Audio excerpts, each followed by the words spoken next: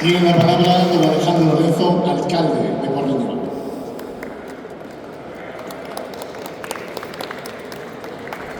Cando ponse en valor e recoñeces como nunca a historia, cando ponse e recoñeces como nunca a tradición, cando ponse e recoñeces como nunca os traballadores e traballadoras deste sector, cando pos e recoñeces como nunca o noso sector, o da pedra, cando recoñeces e pos en valor tamén a pedra e a pedra, o Xa Porriño, cando pos e tamén recoñeces a labor fundamental da arquitectura, e cando pos e recoñeces como nunca a labor fundamental que tivo e que ten hoxe en día tamén Antonio Palacios, e cando pos e tes e das tamén o valor e recoñeces a labor tamén, vou poñer tamén a Noemí, tamén porriñesa, e que estás poñendo en valor e recoñecendo como nunca algo tan importante como é o meu concello, o Porriño. Bos días a todas e todos, benvidos, vou dicir, case digo Porriño, pero é Vigo, pero benvidos tamén, Lustres, Buranito, representantes de Estongal, director, e toda a Estongal, vicepresidenta da Diputación de Pontevedra, representante da banca e, como non, presidente da Xunta de Galicia, Alfonso Rueda. Gracias a todas as autoridades tamén aquí presentes, amigos e amigas do sector e todos os presentes.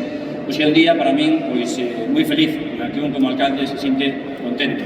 E contento porque realmente o que dixen antes, pôr en valor, recoñecer un concello, pôr en valor e recoñecer un sector tan importante como o da pedra, para min é algo moi importante. E por iso, hoxe teño que dar as gracias a Estongal, a Xunta de Galicia, a Diputación de Pontevedra, a todo o sector, e a todos estes traballadores e traballadoras deste sector magnífico que é o noso concello.